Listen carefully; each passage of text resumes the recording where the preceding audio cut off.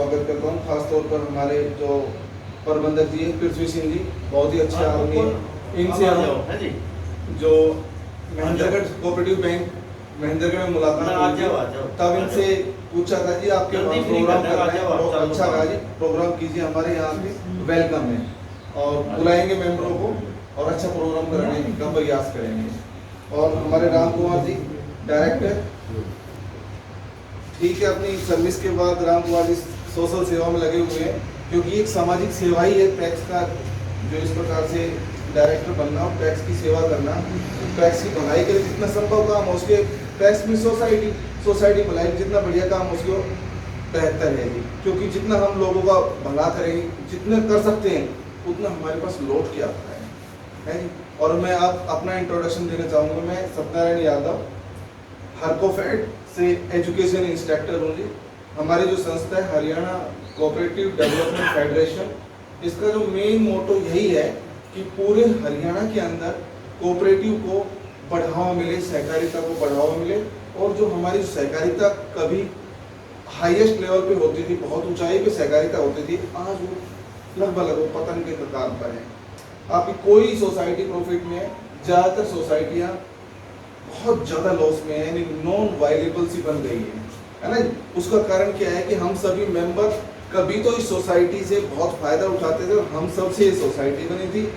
इस सोसाइटी ने एग्रीकल्चर, जो हरित क्रांति से लेकर सफेद क्रांति यानी दूध की क्रांति से लेकर बहुत बड़ा रोल प्ले किया है ना। पहले आप सबको अच्छी तरह पता होगा, हमारे लिए खाने के लिए गेहूँ भी नहीं होते थे, है ना। बड़े बूढ़े कोई रिलेटिव आता था तभी उनको हम इस प्रकार से गेहूँ वगैरह दे पाते, नहीं तो अपने बाजरा या ज्वार की रोटी खा के गुजारा करते थे। लेकिन जब से सोसाइटियाँ बनी हैं, इन्होंने हमारे लिए एक इंफ्रास्ट्रक्चर, एक बुनियादी ढांचा दिया। इस सोसाइटी ने खाद वगैरह हमें नज़दीक मिल गया, जो क्रेडिट फैसिलिटी हमें थोड़ी मिलती थी ना, जरूरत थी, वो सोसाइटी से हमारी पूरी होने लग गई। हम ऊंचे रेट पर बाहर से इंटरेस्ट पे पैसे उठाते थे ना, पैसे क्या हमारी जमीन भी चली जाती थी, है ना। यानी हमारा जो किसान था उस समय बहुत बुरी हालात जी रहा था। हमारे जो पेरेंट्स हैं, हमारे दादा वगैरह, हमने देखे थे, बड़ी मेहनत करते थे, जो पानी के लिए सिडस वगैरह होती। अभी जैसे हमारा बुनियादी ढांचा अच्छा हुआ है ना, तो हमारी जो पैदावार बढ़ी है, हमारे जो गेहूँ की या सरसों की या बाजरे की, हर किसी किस्म की, हर किसी जो खाद्यान्न पदार्थ पैदावार बढ़ी है। और हम सभी इस समय आत्मनिर्भर भी हो गए खाद्यान्न के मामले में। अब हमें दूसरे देशों की ओर ताकना नहीं पड़ता खाद्यान्न के मामले में। लेकिन अभी हमारे जो सेंट्रल गवर्नमेंट है, इन्होंने एक स्कीम, बहुत ही बढ़िया स्कीम लॉन्च की है, एक फंड बनाया है 1 लाख करोड़ रुपए का। खासतौर पे उस फंड के बारे में बातें करेंगे हम, वो एग्रीकल्चर इंफ्रास्ट्रक्चर फंड। उसके तहत इंफ्रास्ट्रक्चर मीन्स क्या है? बुनियादी ढांचा। जिस पहले के बुनियादी ढांचे से हम आत्मनिर्भर हो गए, अब जो नया एक मॉडर्नाइज तरीके से दोबारा नए सिरे से नया ढांचे की जरूरत पड़ती है ना हमें, तरक्की के साथ साथ अगले मुकाम हासिल करने के लिए, और आगे अलग प्रकार का ढांचा तैयार करना होता है जिसके हम काम कर सकें और वहाँ से जो प्रोडक्शन हो सके। तो यहाँ 1 लाख करोड़ का जो सेंट्रल गवर्नमेंट ने जो हमारा तहत 1 लाख करोड़ का फंड रखा है, जो फंड हमारा एक नया बुनियादी ढांचा, नया इंफ्रास्ट्रक्चर खड़ा करने में कामयाब, बड़ी ऊंचाई तक पहुंच जाएगा, और हम अच्छी क्वालिटी के खाद्य पदार्थ उत्पन्न कर सकेंगे, ज़्यादा कर सकेंगे। और सबसे बड़ी समस्या जो सेंट्रल गवर्नमेंट ने देखी है कि हमारा जो खाद्य पदार्थ है, गेहूँ है, सरसों है, जो भी है, वो लगभग 15 से 20% वेस्ट हो जाता है।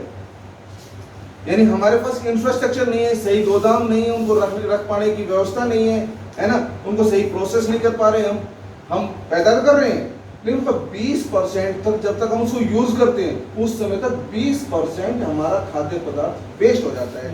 यानी वेस्टेज जो परसेंटेज है, ये बड़ी चिंता का विषय है। हिंदुस्तान की जो वेस्टेज 15 से 20% वेस्ट हो जाना, यानी 5वां हिस्सा खराब हो जाना। ये तो पहले 5वां हिस्सा अंग्रेज ले लेते थे हमसे लगान के रूप में, है, ये हम अपनी मर्जी से वेस्ट कर रहे हैं, ये बड़ी चिंता का विषय है। तो इस पे कंट्रोल किया जाए। दूसरे देशों में 5% से 10% तक ही है, हमारे यहाँ 15 से 20% तक है। तो एक बड़ी चिंता का विषय है साहब। तो इसको एड्रेस करने के लिए सेंट्रल गवर्नमेंट ने सोचा कैसे हम अपने इंफ्रास्ट्रक्चर को जमीनी लेवल पर, गांव के स्तर पर, जहां प्रोडक्शन होती है, कृषि की उपज होती है, उस सतह पर हम ऐसा बुनियादी ढांचा बनाए, ऐसा इंफ्रास्ट्रक्चर बनाए जिससे कि हमारे सभी किसान भाइयों को फायदा हो। और किसान भाइयों को क्या, इसके अंदर जो पूरे कृषि का जो इकोसिस्टम बना हुआ है, इस सिस्टम के अंदर सभी को फायदा होगा। इसके तहत 1 लाख करोड़ जो रुपए दिया जाना है, वो 1 लाख करोड़ हमारी सोसाइटी के माध्यम से, जो एफपीओ बने हैं, है ना, जो एफपीओ फार्मर प्रोड्यूसर ऑर्गेनाइजेशन, उसके माध्यम से, या हमारे बच्चे जो नए पढ़े लिखे आ रहे हैं, ये स्टार्टअप भी बना सकते हैं। स्टार्टअप मीन्स नया कोई इस प्रकार से इंटरप्राइज चला सकते हैं, नई व्यवस्था बना सकते हैं, खुद भी काम कर सकते हैं। हमारे जो पढ़े लिखे बच्चे जिनका दिमाग बहुत डेवलप हो जाता है, जो आईआईटी करता है जो बच्चा, उस प्रकार के बच्चे स्टार्टअप खोल लेते हैं, है ना। स्टार्टअप मीन्स नई कोई कंपनी खोल लेते हैं, उसके माध्यम से काम करते हैं। उन्हें नौकरियों की जरूरत नहीं होती है, पढ़ाई तो नौकरी के लिए करते हैं वो, लेकिन बाद में लेवल इतना डेवलप हो जाता है, उसके अंदर हिम्मत आ जाती है, खुद ही काम कर पाते हैं, है ना। तो इस प्रकार जो स्टार्टअप के माध्यम से, या हमारा तो खास तौर पे पैक्स है, इनको स्ट्रॉन्ग बनाया जाए। जिस भी पैक्स है अपने आसपास के एरिया में क्या क्या जो इंफ्रास्ट्रक्चर के तहत कैसा इंफ्रास्ट्रक्चर खड़ा कर सकती है, गवर्नमेंट पैसे तो दे रही है। गवर्नमेंट ने कहा है कि 1 लाख करोड़ जो हमें 6 साल के अंदर डिस्ट्रीब्यूट किया जाना है, हर साल लगभग 20,000 करोड़ की एवरेज से फंड डिस्ट्रीब्यूट होना है। उस फंड के तहत हम यानी एक फार्म गेट इंफ्रास्ट्रक्चर के रूप में, जहां फार्म गेट का मतलब है जहां से कृषि की उपज आती है ना, वहीं पे हम ऐसा बुनियादी ढांचा बनाए कि उससे हमारी क्वालिटी सुधरे, हमारा रख रखाव सुधरे, जो 20% वेस्टेज है उस पर कमी आए, है ना, और हमें अच्छी क्वालिटी के उपज मिले। और ग्राहक भी वहीं आ जाएगा जब हम अपने उस पर्टिकुलर क्षेत्र के अंदर अच्छा काम करेंगे, अच्छी क्वालिटी के गेहूं या अच्छी क्वालिटी के दूसरे खाद्य पदार्थ रखेंगे, या अपने जो खाद्य पदार्थ है, जो उपज है, उसकी वैल्यू ऐड कर दें। वैल्यू ऐड करने का मतलब है उसको हम आटा बना ले उससे, है ना, आटा बना के या आटे से कोई और दूसरा प्रोडक्ट बना ले, यानी वैल्यू ऐड करें, एक ही जगह पर सारी चीजें मिलें, तो हमारे पास ग्राहक भी आएंगे, है ना, उसी जगह पर ग्राहक पहुंच जाएंगे। और दूसरा, इंफ्रास्ट्रक्चर के तहत हम क्या कर सकते हैं, जो आजकल इंफॉर्मेशन टेक्नोलॉजी चली हुई है ना, तो अपनी किस प्रकार से वेबसाइट बनाए, जैसे हम कोई भी प्रोडक्ट तैयार करते हैं, उस प्रोडक्ट को हम जो होती है इलेक्ट्रॉनिक्स तरीका, प्लेटफॉर्म पे प्लेटफॉर्म के माध्यम से बेच सकते हैं। आजकल बच्चों को ज्यादा पता है कि प्लेटफॉर्म के माध्यम से खरीदारी कर लेते हैं। आप देखो गांव में भी आते होंगे, किसी बच्चे ने कुछ मंगाया, फोन मंगाया या कुछ भी मंगाया, तो अपने आप घर पहुंच जाते हैं। तो उस प्लेटफॉर्म से हमारा किसान भी टच होना चाहिए, नहीं होना चाहिए, लेकिन वो तभी हो पाएगा जब हमारा ओवरऑल ढांचा खड़ा होगा। ओवरऑल ढांचा में क्या क्या आएगी जी, शॉर्टिंग यूनिट। शॉर्टिंग यूनिट क्या होती है, जहां हमारा जैसे गेहूं है, आपको मोटा सा एग्जांपल देते हैं, हम अपने गेहूं को ना खरीद के, जो आदमी थोड़ा गुंजाइश में हो जाता है, वो कहेगा अपना गेहूं ना खरीद कर एमपी का खाएंगे, वो गेहूं खाएंगे भाई, है ना। कारण क्या है, उस गेहूं के अंदर वो पूरी तरह शॉर्ट हो चुका होता है, ना तो उसमें बिल्कुल भी ढूंढले वगैरह होते हैं, ना उसमें भूसा होता है, और मशीन ने उसको अलग से छांटा हुआ है। तो ऐसी मशीन हम भी लगा सकते हैं, एक शॉर्टिंग मशीन लगानी है, वो शॉर्टिंग मशीन आम आदमी इतनी जल्दी से नहीं लगा पाएगा। कैसे लगा सकते हैं, पैक्स के माध्यम से, क्योंकि पैक्स सरकार से फाइनेंशियल हेल्प ले सकती है। उसके माध्यम से जब यूनिट लगेगी, सपोज करो यहीं लग गई, आपने पहले बनाया गोडाउन बनने के बाद शॉर्टिंग मशीन लगा दी, ग्रेडिंग मशीन लगा दी, शॉर्टिंग मशीन तो लगेगी, उस मशीन से जो हमारा दाना है ना गेहूं का, जो फिजिकल प्रॉपर्टी है, जैसे छोटा मोटा साइज के हिसाब से अलग छांट लेंगे। गेहूं का दाना जब अलग छट जाएगा, जो मोटा साइज है, ऑटोमेटिक आप उसका ज्यादा रेट लोगे, है ना, और जो छोटा साइज है या उससे और लोअर, क्योंकि जो सरकारी रेट है उस पर हर प्रकार का गेहूं बिकना है हमारा, है ना। लेकिन शॉर्टिंग के माध्यम से छोटा बड़ा दाने के हिसाब से, उसकी क्वालिटी के हिसाब से हम अलग अलग छांट लें और पैकिंग कर दें, उसकी हम रेट ज़्यादा चार्ज कर सकते हैं। किसान को ज़्यादा रेट मिलेगा नहीं मिलेगा? जैसे हम एमपी के नाम से और किसी और नाम से हम ज़्यादा पैसे दे के आते हैं, हमारा गेहूँ 2000 रुपये क्विंटल बिक जाता है ना, और हम खरीद के लाते हैं 2700 रुपये क्विंटल, 2800, 3000, 3500। कैसे आता? कारण ये उनके पास शॉर्टिंग और ग्रेडिंग मशीन यूनिट लगा रखी है, वो लगा रखी है उन्होंने, व्यापारियों ने। आपसे गेहूँ खरीदा, इकट्ठा हो गया वहाँ, उन्होंने वहाँ शॉर्ट करते हैं, जो उनके बैग के अंदर कट्टे के अंदर पैकिंग कर करके हमें ही महंगे रेट पे दे देते हैं, है ना। तो इस प्रकार की यूनिट सरकार चाहती है कि फार्म गेट पे लगे। फार्म गेट मीन्स जहाँ से गेहूँ की पैदावार आ रही है, जहाँ से दूसरे खाद्यान्न पदार्थ की पैदावार आ रही है, वहाँ ऐसी मशीन लगाए तो डायरेक्ट फायदा किसको होगा? किसानों को डायरेक्ट फायदा होगा। और किसानों को नहीं, उसके साथ साथ जो खरीदार उपभोक्ता है, कंज्यूमर है, वो आपके पास आएगा, उसको भी सस्ते रेट पे मिलेगा। सो उनको सस्ता रेट क्यों मिलेगा? क्योंकि बीच के मीडिएटर कम हो जाएंगे, जमींदार को, किसानों को अच्छा रेट मिलेगा, और बीच के मीडिएटर जब कम होंगे तो कंज्यूमर को भी अल्टीमेट फायदा होगा ना जी। तो इस प्रकार शॉर्टिंग और ग्रेडिंग मशीन लगा सकते हैं, आटा मिल भी लगा सकते हैं, लेकिन ये सब होगा किसके माध्यम से? हमारी सोसाइटी के माध्यम से। तो सोसाइटी जो मेंबर्स हैं इस प्रकार से अपना मूड बनाए कि ज़्यादा से ज़्यादा इस प्रकार के इंफ्रास्ट्रक्चर हमने रूरल एरिया के अंदर खड़ा करते हैं, ऐसा बुनियादी ढांचा खड़ा करते हैं एक, ताकि हमारा जो प्रोडक्शन डायनेमिक है, जो हमारे प्रोडक्शन की जो वस्तुएं हैं उनको ज़्यादा हाई लेवल तक ले जा सके। उसका मुनाफा हमें इंडिविजुअल लेवल पे भी नहीं होगा, उसको देश, क्योंकि जब हमारा गेहूँ 20% वेस्ट ना होकर वेस्टेज परसेंटेज को लोअर लेवल तक लेके आए, 1%, 2%, 3%, 0 तक लेके आ सकते हैं, तो हमें ऑटोमेटिक पैदावार बढ़ गई, हिंदुस्तान की बढ़ गई। जो वेस्टेज अगर कंट्रोल कर दिया तो हम आगे उसको दूर फॉरेन कंट्री में भी बेच सकते हैं, सेल कर सकते हैं ना। तो मेन जो स्कीम का है, जो इंफ्रास्ट्रक्चर जो फंड है सेंट्रल गवर्नमेंट का, उसके माध्यम से यही गवर्नमेंट मैसेज देना चाहती है कि एक दूसरी हरित क्रांति का संदेश सा दिखाई दे रहा है इस इंफ्रास्ट्रक्चर स्कीम के अंदर। लेकिन उसके लिए लोग जितने ज्यादा समझेंगे,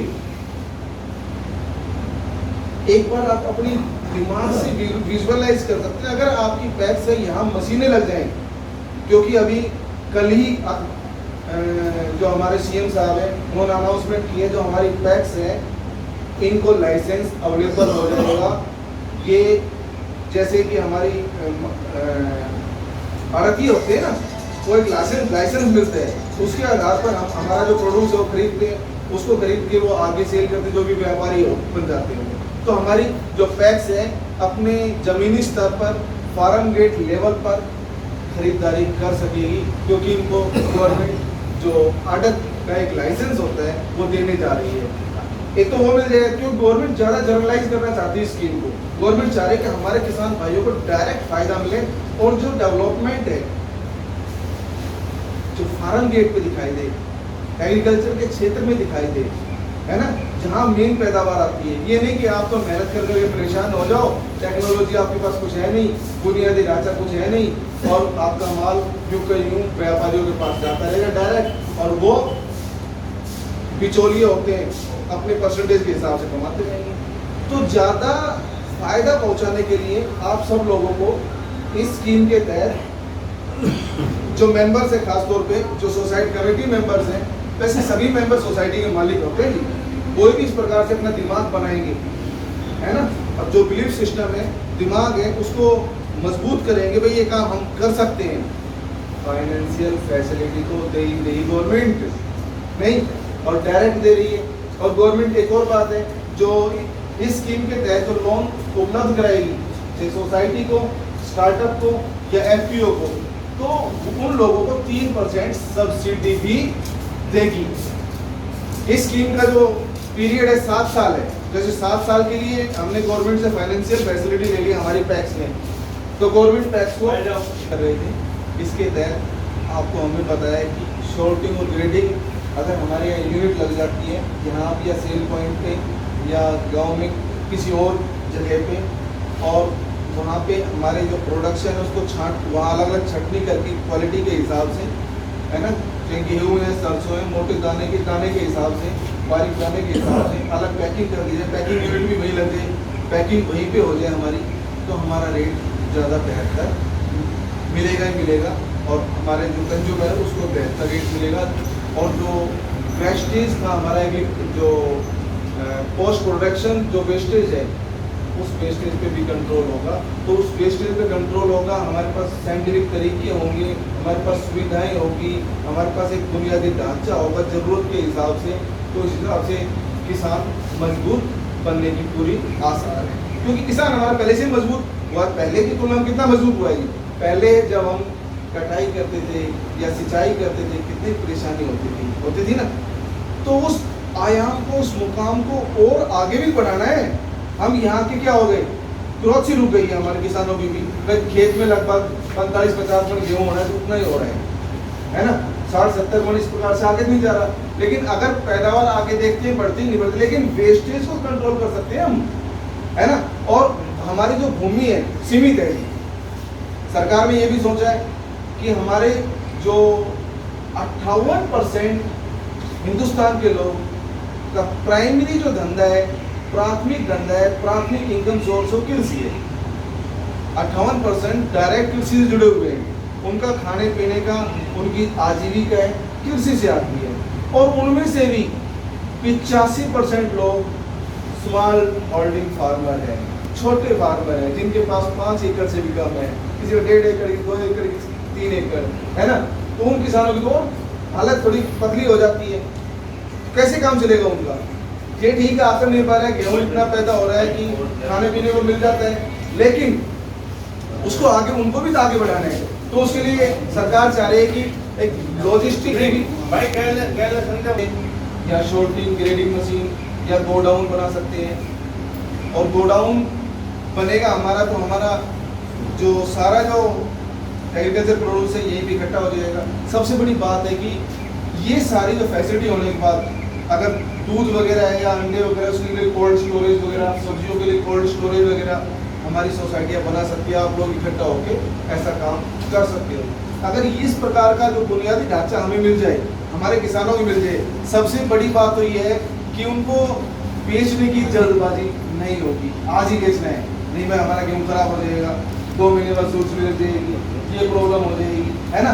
तो उससे बचाव हो सकता है, पहली बात तो ये है। और आप अपनी मर्जी से अपना जो प्रोडक्शन है, अपना जो एग्रीकल्चर प्रोड्यूस है ना, अपनी मर्जी से बेच पाओ। क्योंकि जो हमारा खाद्यान्न पदार्थ है उसकी सेल्फ लाइफ बढ़ जाएगी। सेल्फ लाइफ मीन्स उसको कितना दिन तक एक मिनिमम क्वालिटी उसमें मेंटेन रह सकती। दूध है, हम दूध निकालते हम क्या करना चाहेंगे, या तो उसको बेचना चाहेंगे या उबाल के दही वगैरह घी निकालना चाहेंगे। तो ये ना हमें जल्दबाजी रहती है, भाई 6 घंटे भी रख दिया तो दूध फट जाएगा। अगर हमारे पास कोल्ड स्टोरेज वगैरह आ जाए, है ना, हर गांव के लेवल पे कोल्ड स्टोर आ जाए, तो हमारे पास क्या दूध की सेल्फ लाइफ बढ़ जाएगी। हम मर्जी से दूध को बेच पाएंगे जो भी इकट्ठा करके, है ना। तो आपको एक फ्री माइंड हो जाएंगे आप, थोड़ा सेल्फ लाइफ ज़्यादा मिल जाए हमारे प्रोडक्शन की। लेकिन वो सेल्फ लाइफ ज़्यादा कैसे होगी? वो तभी होगी जब हम अपने बुनियादी जो इंफ्रास्ट्रक्चर है, बुनियादी ढांचा है, इसको कैसे मजबूत किया जा सकता है ना।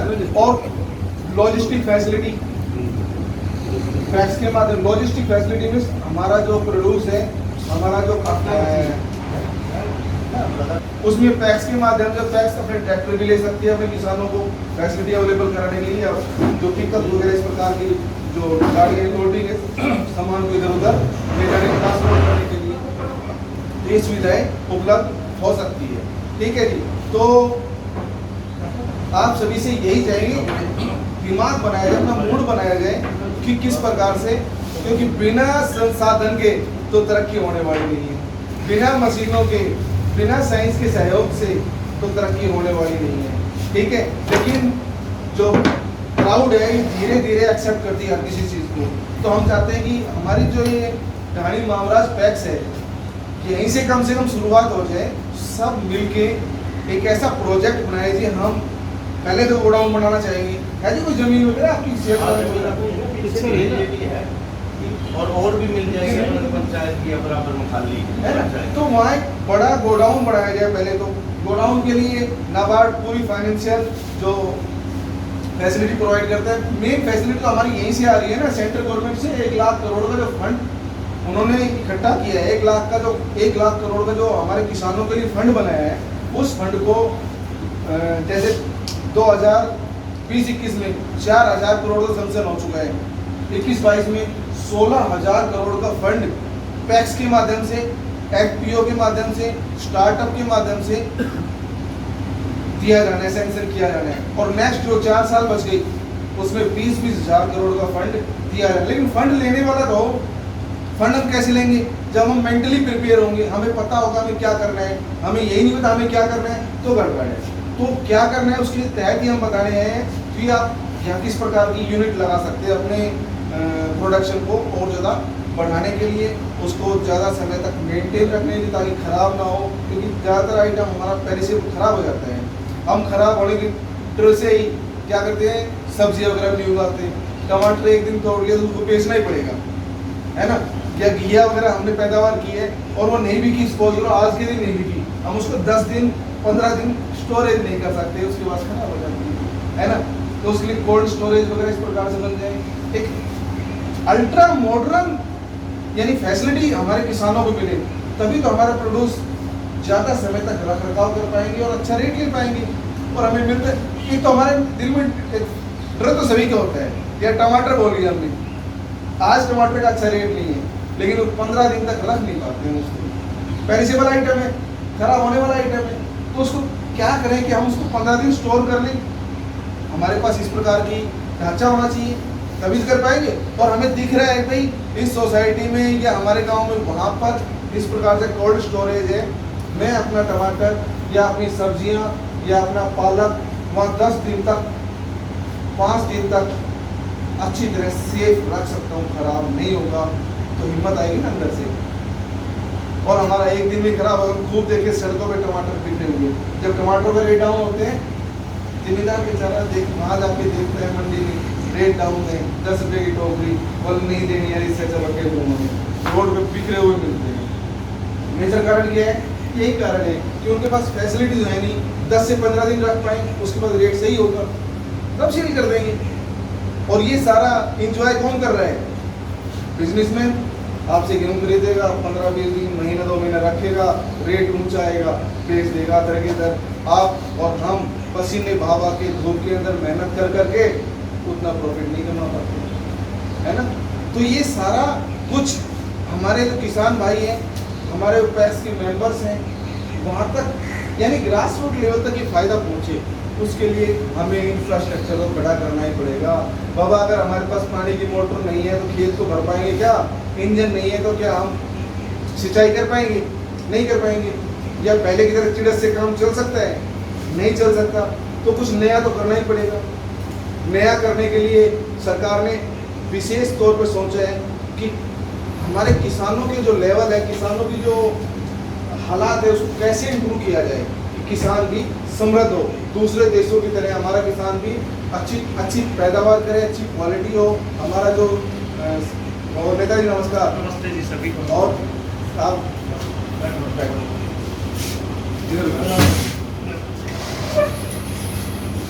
इधर आ ना ना ठीक है।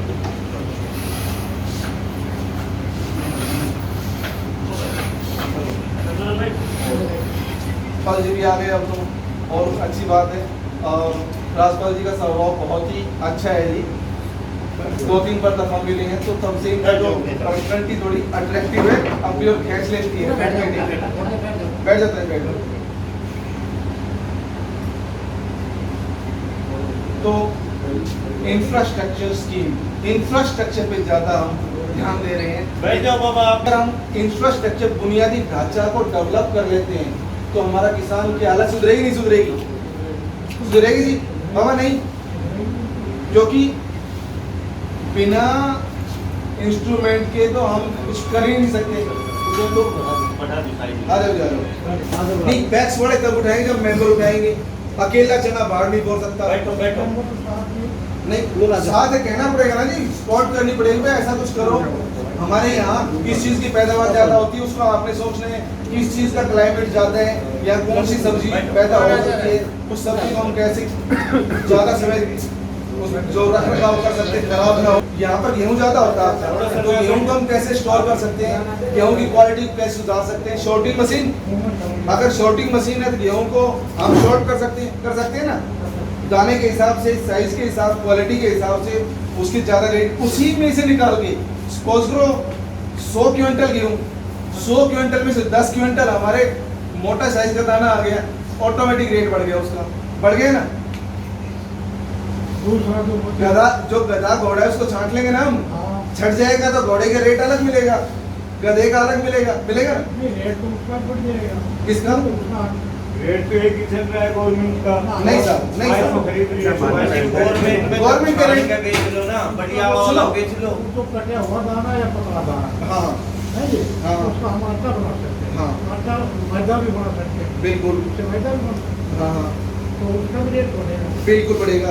आपने उसकी वैल्यू एड कर दी तो ऐसे हिसाब से हमारे जो फार्मर से जो आइडिया है, नए विचार सोचेंगे, उसकी वैल्यू एड होगी। मैदा बनाएगा, आप उनकी सेई बनाओ ना, आपको और भी महंगा फोटो भी देखो, उनका नूडल्स बनाओ, प्रोडक्ट तो करना पड़ेगा आपको। तो वैल्यू ऐड होती है ना ऐसी, है ना। और अभी एक बाबू जी कह रहे थे कि गवर्नमेंट रेट तो वही है। साहब गवर्नमेंट रेट वही है तो मार्केट से आपने आपके गांव में देखे होंगे 3,000 रुपए क्विंटल गेहूं खरीद के ला रहे होंगे, 2,500 रुपए क्विंटल गेहूं खरीद के ला रहे होंगे, ला रहे हैं। नहीं तो वही गेहूं आप 283 गेहूं 200 कहते मंडी में ले जाओ, हो गया। फिर क्या रेट बिकता है, बिक जाता है। आप बाजार में भाव से मेरा बात करो। नहीं, मैं ये कह रहा हूँ कि जैसे अपना सरकार का रेट है 2,000 रुपए का गेहूं, ठीक है। अपन 283 गेहूं कभी भी मंडी में नहीं ले जाते, अपना जी गांव में भी है वो 2500, ये भी के 3,000, ये भी के 200 रुपए। नहीं डिफरेंस तो रहता ही है। वही तो बता रहे हैं साहब, सुनो, वही तो बात हम बता रहे हैं। जो प्रोडक्शन हमारी होती है उस प्रोडक्शन में गेहूं का साइज है, गेहूं का जो क्वालिटी है, उसको हम अलग अलग शॉर्ट कर लें, अलग अलग कर लें तो जो अच्छी क्वालिटी है उसके ज़्यादा रेट में हम अपना, आपकी मर्जी होगी। मैं तो 3,000 बेचूंगा, ये 2,500 वाला है, ये 2,000 वाला है। आपके पास 3-4 वैरायटी, सुनो 5 किलो गेहूं है, उसी में 3-4 वैरायटी शॉर्टिंग करने के बाद निकल गया ही वो जो छनेगा गेहूं, जो मशीनों से है ना। एक तो गेहूं से भूसा डूंगला वगैरह बिल्कुल साफ हो गया, आपकी क्वालिटी बढ़ गई। भाई आप सीधा ले और सीधा जो चक्की में का आटा बनवा सकते हो, है ना। और साइज के हिसाब से जो अपना रेट लगाओगे, जो मोटा साइज है अपना रेट कभी लगाए, किसान ने कभी नहीं लगाया, किसी चीज में लगाओ। तो उस सरकार ये तो कह रही है किसान अपना रेट लगा नहीं सकता, तो क्यों नहीं लगाए। सरकार तो कह रही है, अगर उत्तर को हम जाओ भाई और ऊपर निकलता नहीं इतना मान के जाना लगा। आप बताओ जमींदार कितना परेशान होता है, खेती में कितना परेशान होता है जमींदार। वो अपनी इनकम खुद लगाएगा, इतने पैसे मिलते हैं, कौन सही कर बताओ। सही बात सब बाबा आप ये एमपी के 3,000 रुपए क्यों खरीद लाते हैं। जो क्लास है वो बिकती है, जिस तरह की बिकती है। वो तो बोना भी क्या नाम है आपका, दो क्लास हमारे होते नहीं गिर जाते हैं। क्या नाम, टॉप क्लास क्या नाम है आपका, जसवंत सिंह है। जसवंत सिंह लमड़दार। हाँ जी, तो लमड़दार आप तो घूमते रहते सारे नंबरदार बने, मैं चौक का किसान हूँ। नहीं अच्छा सेमिनार भी सारी वैरायटी यूज करके मैं आप अच्छी दवाई डालने पड़े हम। तो नवल सिंह जी सुनो एक बात, आप लेट आए थोड़ा, पहले हम बोल चुके, दोबारा बोलते हैं, दोबारा सुनिए। सुनो जी, मैं जो Haryana cooperative development federation Panchkula से एजुकेशन इंस्ट्रक्टर हूँ, ठीक है। हमारा काम है हमारे किसानों को हमारी सोसाइटी में, कोऑपरेटिव बैंकों में सहयोग को बढ़ावा देना और हमारे किसानों को, मेंबरों को, है ना, एजुकेशन के बारे में प्रमोट करना। और अभी सेंट्रल गवर्नमेंट ने एक स्कीम निकाली है, एग्रीकल्चर इंफ्रास्ट्रक्चर फंड, हिंदी में होती है कृषि का बुनियादी ढांचा। अब तक जो हमारा बुनियादी ढांचा है साहब, अगर आप रेट से काम कर दें, सिंचाई करें तो कितनी पैदावार कर सकते हैं आप, मोटर से कर रहे हैं, इंजन से कर रहे हैं, कितनी सिंचाई कर रहे हैं, उसको आपका रिजल्ट दिख रहा है ना। तो हमारा जो बुनियादी ढांचा सुधरा था उस समय, हमारे पास मोटर्स आ गई, हमारे पास बिजली आ गई, हमारे पास रोड भी आ गए, ट्रैक्टर भी आ गए, मशीनें भी आ गई। तो ये ढांचा सुधरने से हमारी पैदावार बढ़ी है, नहीं बढ़ी थी, फायदा हुआ था। तो उसी फायदे को सुनो नवल सिंह जी, अब नया समय आ गया है, सरकार चाह रही है कि हमारा जो बुनियादी ढांचा पहले खड़ा हुआ था उस ढांचे को और आगे बढ़ाया जाए। उसको कैसे बढ़ा सकते हैं? आप बता रहे थे अभी हमारा गेहूं किसान खुद का रेट नहीं लगा सकता, कभी नहीं लगाया, ठीक है। तो वो आपको सुविधा देने के लिए आपके माध्यम से, सोसाइटियों के माध्यम से, एफपीओ के माध्यम से, स्टार्टअप यानी गांव के कोई भी बच्चे जो होशियार होते हैं, कोई भी आदमी अपना काम शुरू कर सकते हैं, तो एग्रीकल्चर में भी काम शुरू कर सकते हैं। तो थोड़ी सी आगे चलते हैं तो कर सकते हैं। तो अगर आपके गांव में शॉर्टिंग मशीन आ जाओ जी। आपके पास लग जाए, आपके सहयोग भाई से आगे ना जाओ, बोले, टैक्स के बोले। सहयोग से लग जाए, सुनो बोले भाई, बोले। उन्हें बैठ के रहते कोई बात ना तो सभी परेशान हो रहे हैं, थोड़ी जल्दी हम करेंगे। भाई बैठ जाओ, आप भी आ जाओ। बैठ जाओ, बैठ जाओ, बैठ जाओ, जल्दी करें, ढाई नंबर का बैठाओ जी। 15 मिनट हो गए मैक्सिमम, कोई बात नहीं करिए। ठीक है। तो एक बार मैं रमणदास साहब से बातें कर रहा था, क्योंकि अच्छी बातें हम कहेंगे ना, हम बोलेंगे तभी कुछ निकल के आता है। कि मैं पहले टीचर था, 12th का लेक्चरर था इंग्लिश का, तो हम वहाँ पढ़ाते थे, कोई बच्चा पूछता ही नहीं था, इवन टीचर नहीं पूछते थे। प्रिंसिपल का चार्ज मेरे पास था, जब हम बैठते थे भाई इंग्लिश में अगर आपको कुछ नहीं आए पूछा करो, वो क्यों नहीं पूछते? काम तो करके नहीं आते। जब हम दिमाग चलाएंगे, जब हम होमवर्क करेंगे, समस्याएं आएंगी, तभी तो पूछेंगे। और हम काम नहीं करेंगे, कोई समस्या नहीं आएगी, कुछ नहीं पूछेंगे, हमारी जो सीखने की हैबिट है वो भी तभी पड़ी रहेगी, सड़ती रहेगी। लेकिन जब हम कुछ करेंगे, हमें समस्याएं आएंगी, कुछ नया करना चाहेंगे, है ना, तो हम नई चीज सीखने की प्रयास करते हैं किसी भी तरीके से, किसी भी प्लेटफॉर्म के अंदर, है ना। जब हम जो हम चाहते हैं वो मिल ही जाता है, लेकिन चाहत तो होनी चाहिए, उसकी इच्छा जरूर होनी चाहिए, ठीक है जी। चलो लंबा टॉपिक बाद में हो जाएगा। तो हम एग्रीकल्चर इंफ्रास्ट्रक्चर स्कीम, कृषि का बुनियादी ढांचा है जी। तो किसान अपने रेट कैसे खुद तय कर सकता है, वो बात बता रहे हैं। किसान अपना रेट तय खुद क्यों नहीं करता, उसका भी कारण है ना। उसका कारण क्या है? गेहूं आप अपने घर में 6 महीने रख लेंगे तो आपको एक डर रहेगा, यार सूखी वगैरह लग जाएगी, खराब हो जाएगा, है ना, जगह रुकी पड़ी है, या बच्चे की शादी करनी, इसको फटाफट खाली करो, यानी कोई भी समस्या हो सकती है। हम उसको ज़्यादा समय घर पर नहीं रख सकते। अपने घर पर जब ज़्यादा समय नहीं रख पाएंगे तो हम मन मर्जी का रेट देंगे। अगर जो इस स्कीम के तहत central sector scheme financing facility under agriculture infrastructure fund, इस स्कीम के तहत सेंट्रल गवर्नमेंट ने जो हमारा एग्रीकल्चरल प्रोड्यूस है, प्रोडक्शन है, नए आयाम तक पहुंचाने के लिए 1 लाख करोड़ का फंड बनाया है। वो फंड पैक्सो के माध्यम से, एफपीओ के माध्यम से, स्टार्टअप के माध्यम से, या आप लोग भी शुरू कर सकते हो, है ना, उसके माध्यम से। और एक यूनिट को 2 करोड़ तक की, है ना, फाइनेंशियल फैसिलिटी मिल सकती है। और उस 2 करोड़ में भी 3% की गवर्नमेंट सब्सिडी भी दे रही है जी। और उसका मॉनिटरिंग भी डिस्ट्रिक्ट लेवल पे, उस जो भी हम यूनिट लगाएंगे, हमारे डिस्ट्रिक्ट लेवल पे जो डीसी साहब है उसके चेयरमैन रहेंगे, और स्टेट लेवल पे मॉनिटरिंग होगी, सेंट्रल लेवल पे उस जो भी हम यूनिट लगा रहे हैं उसकी मॉनिटरिंग होगी, जांच होती रहेगी कि कैसा काम करिए, जो भी सपोर्ट चाहिए वो मिलती रहेगी। तो उसके अंदर अगर यहाँ शॉर्टिंग ग्रेडिंग यूनिट लग जाएगी, आपके पास 100 किले हैं, 1000 किले हैं, ठीक है जी। और टैक्स के माध्यम से आप एफपीओ बना लो, फार्मर प्रोड्यूसिंग ऑर्गेनाइजेशन, उसके माध्यम से एक बड़ा गोडाउन बना दिया, ठीक है जी। किले 2 किले 4 किले में जिस हिसाब से आपकी कैपेसिटी है, जितनी जरूरत है उसके हिसाब से गोडाउन बना लिया। और उस गोडाउन में शॉर्टिंग या ग्रेडिंग मशीन भी लगा ली। गेहूँ आया, फटाफट शॉर्ट किया, छोटे मोटे दाने, पतले दाने, क्वालिटी, चमक के हिसाब से, और वो सब उसमें से निकल जाएगा, बिल्कुल साफ हो जाएगा गेहूँ को शॉर्टिंग करने से, है ना। और उसकी क्वालिटी के हिसाब से अलग अलग। और आपके प्रोडक्शन है, बाजरा है, उसको ज़्यादा समय तक हम रख पाएँ, उसकी सेल्फ वैल्यू को बढ़ा पाएंगे, है ना। तो जैसे अभी हमारी कैपेसिटी है 2 दिन घर में रखना, 4 दिन, और हमारे पास 6 दिन रखने की आ जाए कैपेसिटी, मर्जी से बेच सकते हो। और आप कहे ज़्यादा रेट, महंगा रेट कैसे बिकेगा? जब हमारे गांव में ही 2000 का जब हमारा गवर्नमेंट रेट है, 2500 तक बिक जाता है गेहूँ, जो 300 या 283 लगा तो उसकी क्वालिटी, और हम उसी में से अलग अलग निकालने, अच्छी क्वालिटी अलग निकाल लें और बेकार अलग निकाले, दाने मोटे दिखे तो आप अपनी मर्जी से तय कर सकते हैं। मेरी मर्जी 6 महीने तक दबा रख सकते हैं आप। 6 महीने तक ये कहेंगे भाई इस गेहूं में इस रेट में बेचूं, कोई ले उसी मत लो, ये रह जा 2000 का हिसाब से, ये रह जा 2200 के हिसाब से, अपने रेट खुद तय कर सकते हो। जब आपके पास अगर इतना समय मिल जाता है कि उसको स्टोर कर पाए, है ना जी। और दूसरा दूध वगैरह के लिए कोल्ड स्टोरेज आ जाए, हम दूध 6 घंटे तक रख सकते हैं, उसके बाद कहते निकाल दो, खराब हो जाएगा। अगर कोल्ड स्टोरेज हमारे पास है ज़्यादा समय, उसकी सेल्फ वैल्यू रख सकते हैं।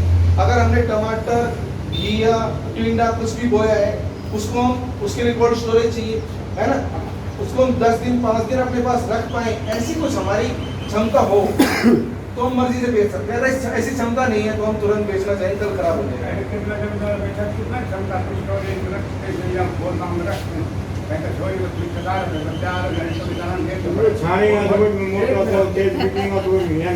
आप एक समूह बना लो ना, आप एक समूह बनाओ, आप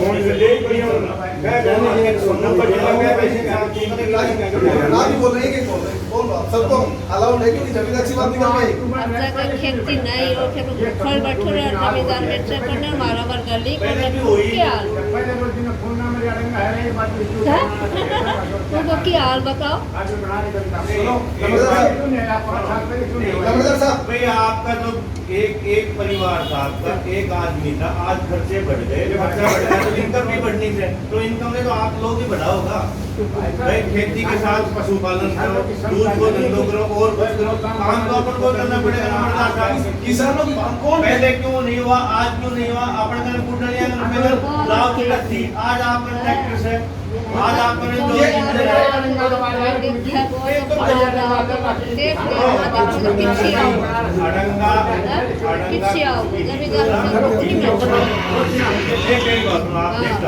ये तो हर साल 2 साल में 5 साल में सरकार को करो, किसान आंदोलन से कुछ जैसे अपनी रिक्वायरमेंट बढ़ गई, अपनी चीज बढ़ गई, तो खर्चा बढ़ गया, इनकम भी बढ़ाने का काम करो ना करो, ये आपकी मर्जी से बढ़ाने का काम कर रहे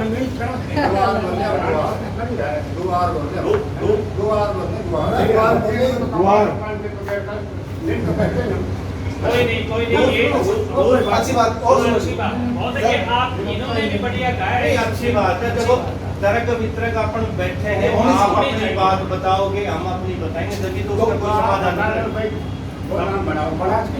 देखो अजी साहब जरूरी नहीं आपको बनाने की,